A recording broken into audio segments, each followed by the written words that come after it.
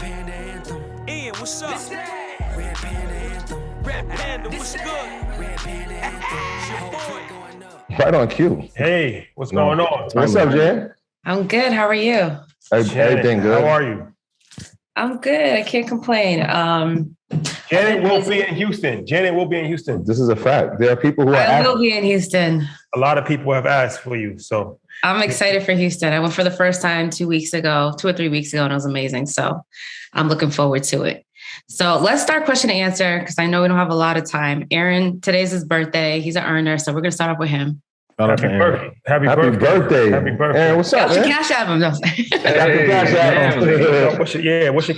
Appreciate it. What's your cash app? It is $AARON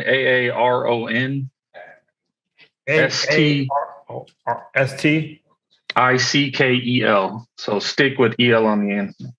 Okay. AARON. You know I got you first, my guy. ICKLE. EL. Yeah. Happy birthday to you, my guy. Thanks, man. It was meant to be with the 2-year anniversary and the birthday today. So, I had to put the festivities on hold to be here. But I'll do a phone call, so I'm gonna let you get off 3 questions.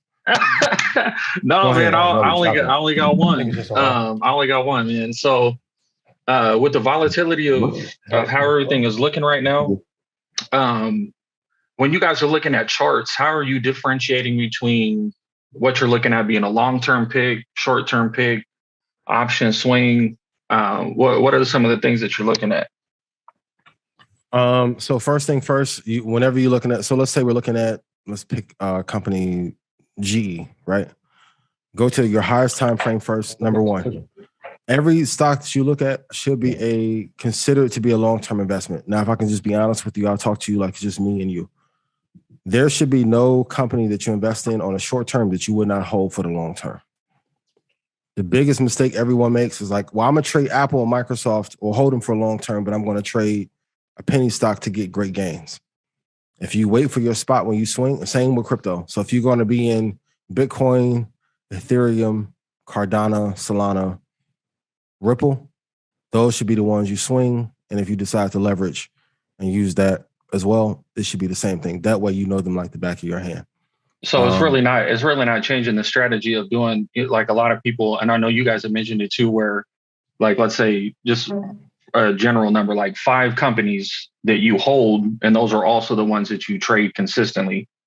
Yeah. So the same strategy, same You've been concept. listening to me since the beginning. So long-term Apple, Microsoft, ESCB. Yeah. You see me and me not deviating from it and knowing every part of it.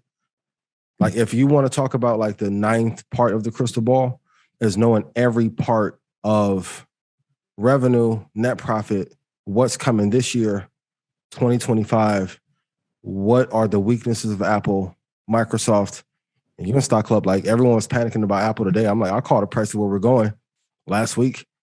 No one should be surprised, but that comes from knowing and then buying. If you just stack on and know like 5-10 assets like the back of your hand, you can set the world on fire.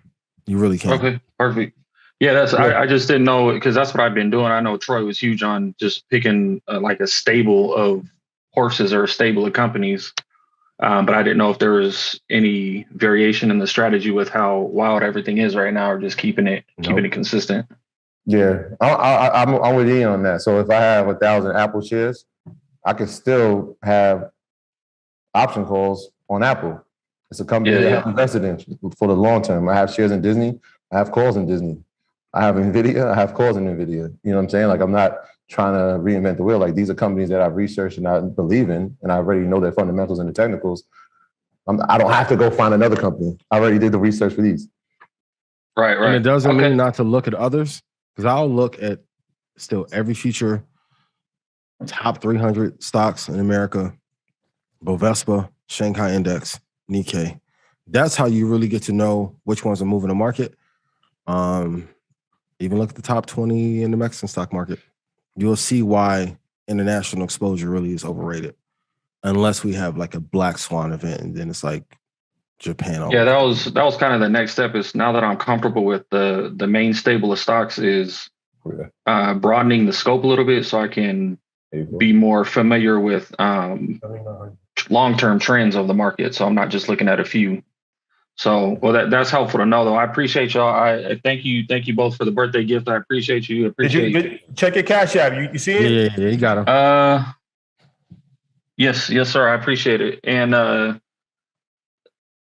appreciate you guys the last 2 years being super consistent. And one of the biggest things my favorite thing about you guys is consistency. That's huge for me, and I love seeing you guys really putting in what you preach and being here every Monday, regardless of what's going on. So I appreciate y'all.